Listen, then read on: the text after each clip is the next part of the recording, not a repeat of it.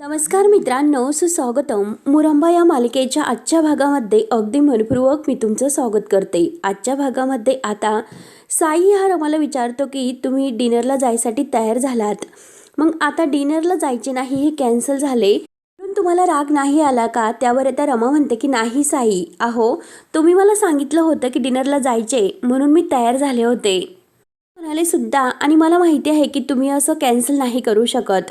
नक्की काहीतरी तुम्हाला काम असेल म्हणून तुम्ही हा प्लॅनिंग कॅन्सल केला असेल. तेव्हा आता साई लगेच आतमध्ये निघून जातो आणि तेवढ्यात तेथे आता माई येते. आता रमाला साईचं वागणं काही कळत नसतं. तेव्हा आता रमा ही सुद्धा आता थांबते आणि आत जायला निघते. माई मात्र आता तो बॉक्स बघते आणि लगेच रमाला थांबवते आणि रमाला म्हणते की रमा. तेव्हा आता रमाला मात्र ह्या माईंशी बोलणं अगदी नकोसच असतं.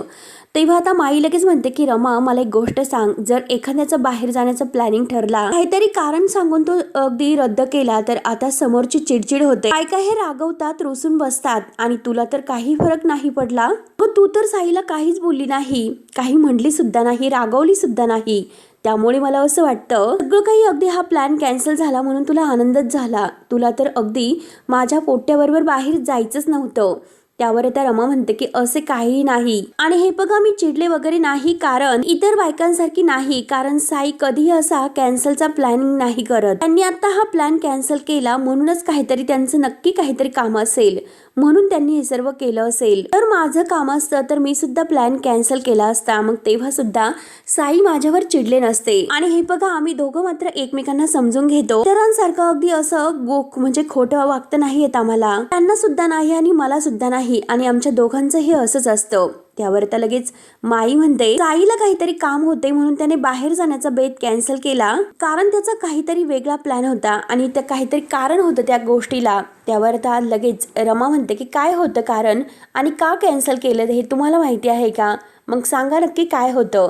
त्यावर तर लगेच माई म्हणते की थांब जरा. आता रमा बिचारीला काहीच माहिती नसते, तर माई लगेच तो आईला जो काही सेंटाचा आता तो बॉक्स आलेला असतो आणि तो एक गिफ्ट मात्र आता तेथे पडलेलं असतं टेबलवर. माई तर बॉक्स घेऊन येते आणि त्यातील ती चिठ्ठी ती रमाला दाखवते. रमा मात्र ती चिठ्ठी हातात घेते आणि तो बॉक्स उचकून बघते.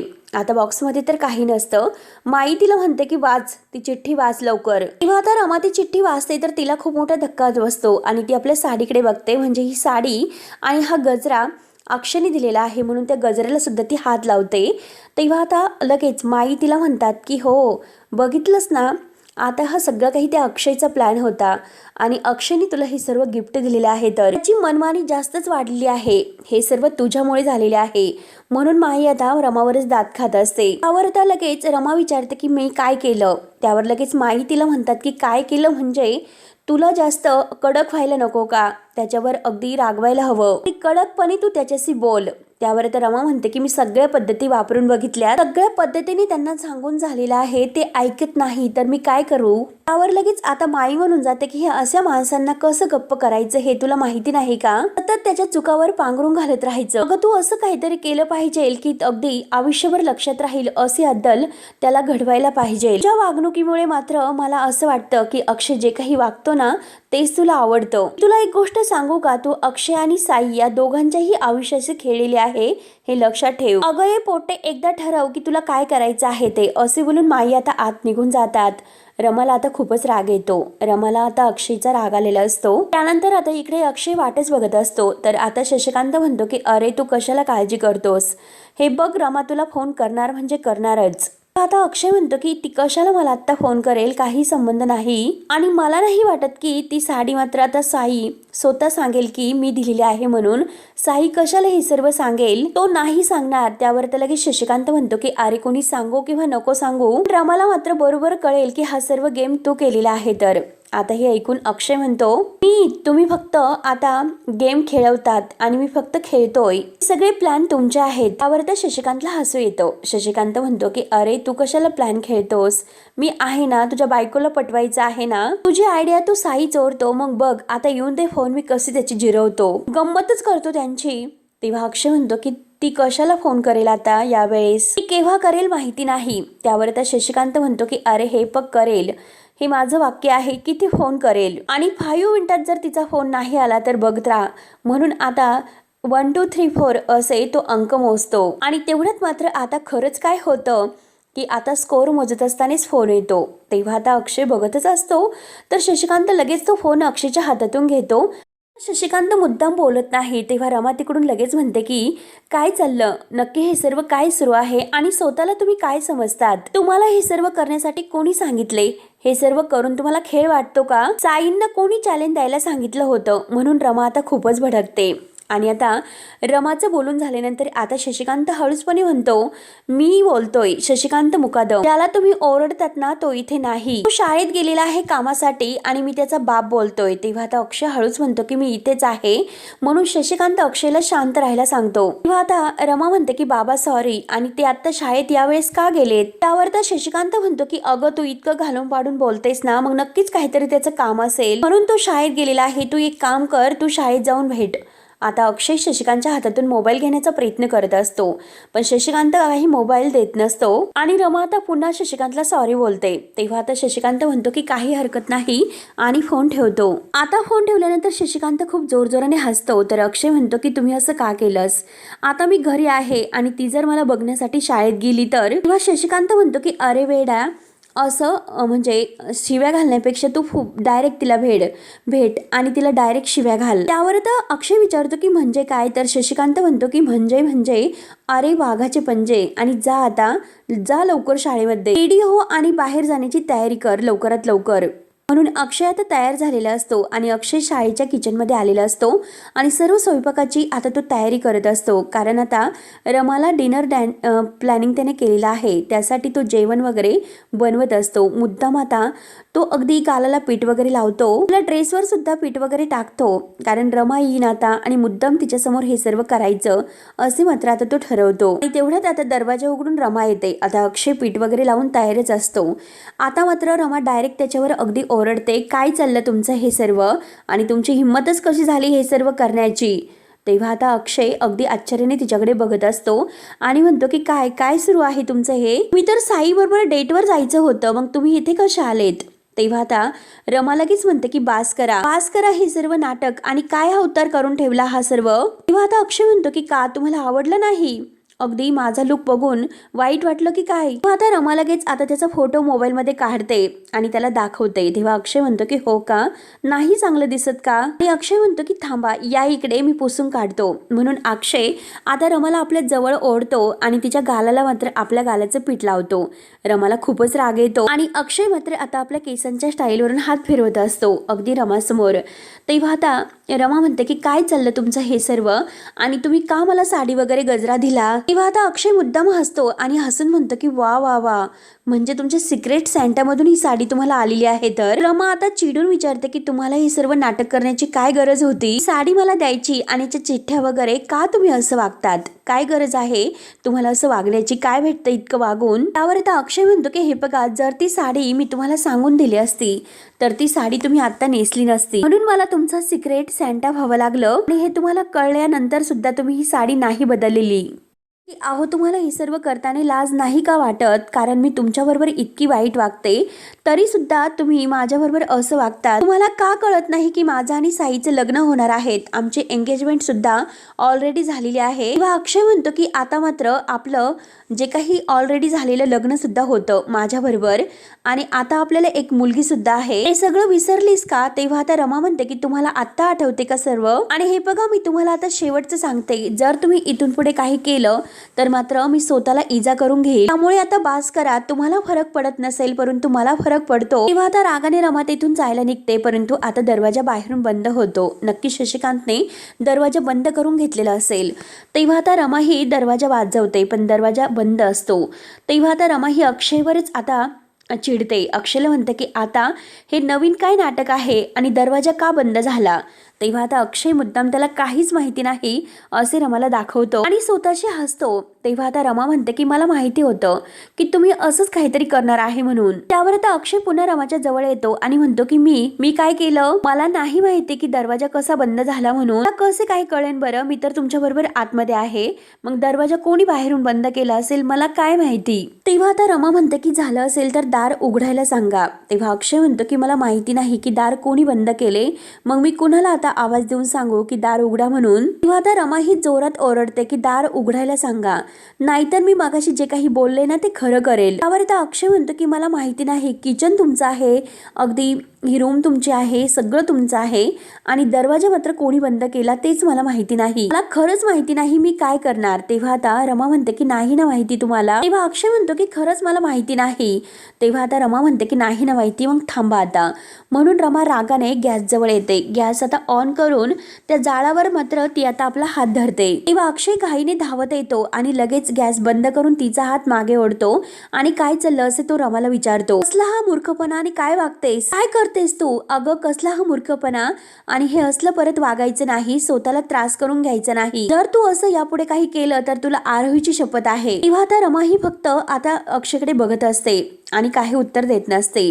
त्यानंतर आता इकडे इरावतीचं काहीतरी काम सुरू असतं. तेव्हा मात्र आता ती काहीतरी खात तिला मालविकाची आठवण होती. आता मालविका जर गुंतली नसती तर इकडचं तिकडं करायला ती कामे येत होती. म्हणून तिला मालविकाची आठवण येते की नक्की आता तिकडे काय सुरू आहे तिला काही कळत नसतं.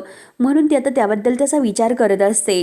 ती सारखं वजिरासारखं घोड्यासारखं जसं जमेल मी तसं तिला धावायला सांगत होते आणि ती सुद्धा माझं ऐकून सगळं माझ्या मनाप्रमाणे करत होती. आता मात्र ते प्यादं सुद्धा मी मारून टाकलं. मग आता असं म्हटल्यानंतर माझ्या पार्टीमध्ये एक नवीन प्यादं तर मला ऍड करावंच लागेल. म्हणून हातातील आता जी बॉटल आहे ती खोशून मात्र आता वर फेकत असते आणि तेवढ्यात तारा बाहेर येते.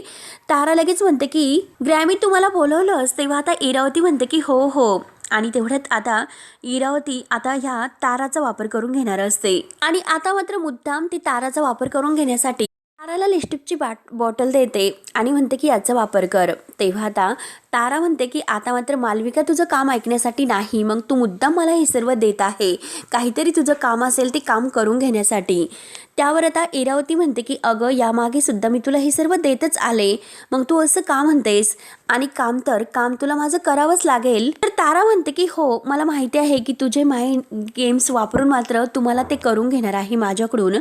तेव्हा आता इरावती म्हणते की हो ग राजा, अगं हे बघ हे सगळं आपल्या फॅमिलीसाठी आपल्याला करावंच लागेल. कारण आता अक्षयचं दुसरं लग्न लावून देणं आणि त्या रमा आणि अक्षयला वेगळं करणं, कारण आपल्या फॅमिलीसाठी तेच महत्त्वाचं आहे. कारण त्या रमामुळे आता आपल्या फॅमिलीचं खूप काही नुकसान झालेलं आहे, अगदी आपली फॅमिली बर्बाद झालेली आहे. त्यामुळे ती रमा आपल्या घरात परत नकोय, म्हणून मला आता हे सर्व करायचे आहे. रमामुळे आपण इतका त्रास भोगलेला आहे सगळ्यांनी सुद्धा. तेव्हा आता तारा मात्र लगेच ती लिपस्टिक यूज करत असते आणि आरशामध्ये बघून स्वतःकडे बघत असते. आता इरावती पुढे म्हणत असते की त्या मालविकाला आता काय अशी उपरती झाली असेल, अचानक तिला रमा आणि अक्षयचा पुळका आला. अशा वेळेस मात्र माझ्या बुद्धिबळाचा वापर करून माझ्या विरोधात जाणारं प्यादा आहे म्हणजे मालविका, तर ते उडून टाकायला नको का, म्हणून मी तिला उडवलं. आता असे ती सांगते. त्यावर आता तारा हे सर्व ऐकते. तारा लगेच विचारते की म्हणजे तू मालविका सोबत जे काही केलंस तर उद्या माझ्यासोबत सुद्धा असेच करशील का. त्यावर आता लगेच इरावती तिला जवळ घेते आणि म्हणते की अगं हे बघ आता तू वेडी आहेस का बाळा, मी असं का करेल, आपलं एक रक्त आहे. तेव्हा आता इरावतीचं हे बोलणं ऐकून तारा म्हणते की हो मला माहिती आहे, म्हणूनच तुझ्या ब्लडमध्ये आणि डोक्यामध्ये काय काय येऊ शकतं ते. तेव्हा मात्र ताराने मात्र आता ही जी काही इरावती बोललेली आहे ती सर्व रेकॉर्डिंग करून घेतलेली असते आणि ती रेकॉर्डिंग मात्र आता ती इरावतीला ऐकवते. आता इरावती जे काही बोललेली आहे की अक्षयला सेटल करणं, आता रमा आणि अक्षयला वेगळं करणं, हे सर्व काही रेकॉर्डिंग मात्र आता जेव्हा इरावती ऐकते, म्हणून आता तारा मात्र इरावतीला भारी भरते आणि आता तिला म्हणते की ओ ग्रॅमी, तिच्या हातातून मोबाईल घेते आणि तिला परत मिठी मारते. आता बरोबर इरावतीची डाव तिने खेळलेला असतो आणि आता ती तिचा पापा सुद्धा घेते आणि म्हणते की घाबरू नकोस, मी तुला नाही अडकवणार ग्रॅमी. इरावती जरा थोडीशी घाबरलेलीच असते, कारण ही जी काही अक्कल आहे ना माझ्या सेफ्टीसाठी आहे, तू मात्र काही घाबरू नकोस. तू जर माझ्याशी असं वागलीस तर मात्र आता ही अक्कल माझ्यासाठी. आणि अरे यार मी तर हे सर्व तुझ्याकडून शिकलेले आहे, हो की नाही आत्या ग्रॅनी. तू मालविकाशी जे काही वागलीस आणि मला सुद्धा मालविकासारखं अडकवण्याचा जर प्रयत्न केला तर मी सुद्धा तुला अडकवण्याचा प्रयत्न नक्की करेल. त्यावर आता इरावती लगेच तिच्याशी गोड बोलायला सुरुवात करते आणि म्हणते की नाही मी असं नाही करू शकत, तू वेडी आहेस का. अगं मालविका बाहेरची होती आणि तू घरातील आहे, माझी अगदी ग्रँड डॉटर अगदी लहान मुलगी आहे तू माझी. आणि जेव्हा आता तिने इरावतीचा पापा घेतलेला असतो तर ती लिपस्टिक मात्र तिच्या गालाला लागलेली असते. म्हणून ती म्हणते की अगं हे बघ, यामुळे मात्र तुझी लिपस्टिक ही कमी झाली. तेव्हा आता तिच्या होटांना मात्र आपल्या हाताने लिपस्टिक लावते आणि त्यानंतर आपल्या होटांना लावायला जाते. तर आता तारा म्हणते की ती माझी आहे आणि तिच्या हातातून घेते. इरावती हसून तिला सॉरी म्हणते आणि विचारते की अक्षय जेवला नाहीस का ग. त्यावर आता तारा म्हणून जाते की तो जेवला नाही, कारण शशी ग्रँडचा काहीतरी आता प्लॅनिंग आहे त्याला आणि रमाला एकत्र आणण्याचा. त्यावर आता इरावती विचारते की म्हणजे नक्की काय. त्यावर आता तारा सगळं काही सांगून देते. ते आता शाळेमध्ये आहेत दोघच आणि नक्की काय काय होणार आहे काय काय नाही हे सर्व काही आता ती इरावतीला सांगते. शशिकांतने जो काही प्लॅनिंग केलेला आहे तो तारा सर्व काही इरावतीला सांगते. त्यावर आता इरावती हसते आणि म्हणते की हो हो हो, म्हणजे शाळेमध्ये आता गुटुरगुम करण्याचा प्लॅन यांचा आहे. तर हा जो काही प्रायव्हेट प्लॅन आहे तो मात्र अगदी सर्वांना समजलाच पाहिजे, व्हायरल झालाच पाहिजे. त्यावर आता तारा विचारते की म्हणजे काय. तर इरावती म्हणते की अगं हे बघ तारा, आपण शाळेत कशासाठी जातो, काय शिकण्यासाठी जातो बरं, आपण तिथे काय करायला जातो आणि रमाच्या शाळेत मात्र काय शिकवलं जातं तर अगदी लोकांना कळायला नको का. त्यावर आता ताराला तर खूप हसू येतं. तारा विचारते की एक्झॅक्टली अगं ग्रॅमी तू काय करणार आहेस तरी. तेव्हा मात्र आता ती ह्या ताराचा फोन घेते आणि ताराचा फोन घेऊन आणि संध्याला फोन करते आणि संध्याला फोन करून म्हणते की संध्या अगं तुला एक गुड न्यूज द्यायची आहे, ऍक्च्युली तुला ब्रेकिंग न्यूज द्यायची आहे. तेव्हा मात्र आता हे सांगितल्यानंतर मात्र आता इकडे माई लगेच अण्णाकडे येते आणि अण्णांना हे सर्व सांगते. तेव्हा आता अण्णा म्हणतात की तुमचा काहीतरी गैरसमज होतोय, माझी रमा तशी नाही, तुम्ही नक्की काहीतरी गैरसमज करून घेतलेला आहे. लगेच आता माई म्हणतात की अहो शाळेमध्ये जाऊन बघा, मग सत्य काय आहे हे तुम्हाला कळेलच. आणि तेवढ्या तिथे साई येतो. साई आता माईंना आणि अण्णांना विचारतो की काय झालं नक्की, तुम्ही कशाबद्दल बोलतात. तेव्हा माई लगेच म्हणते की अरे पोट्या, ती रमा मात्र आता अक्षयला भेटायला शाळेत गेलेली आहे. तेव्हा आता हे ऐकल्यानंतर अक्षयाचा साईला धक्का बसतो. साई म्हणतो की काय बोलतेस, अगं पण ते का गेले असतील.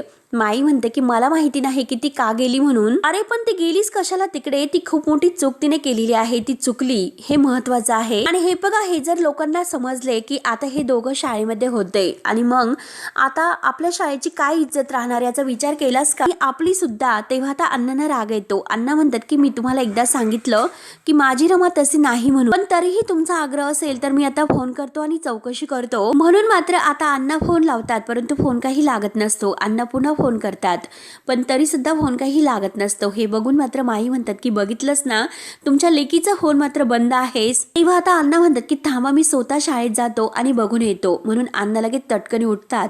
तेव्हा साई म्हणतो की अण्णा हे बघा, तुम्ही कशाला जातात, मी जातो, तुम्ही थांबा, तुम्ही नका अगदी स्वतःची धावपळ करू. तेव्हा लगेच अण्णा म्हणतात की नाही, आता मलाच जावं लागेल, आता मात्र मी आहे आणि तो अक्षय आहे. त्यावर लगेच माई मात्र आता अक्षय साईला म्हणते की हे बघ जाऊन दे, ते बापले की काय आहे ते बघून घेतील, तू कशाला मध्ये पडतोस.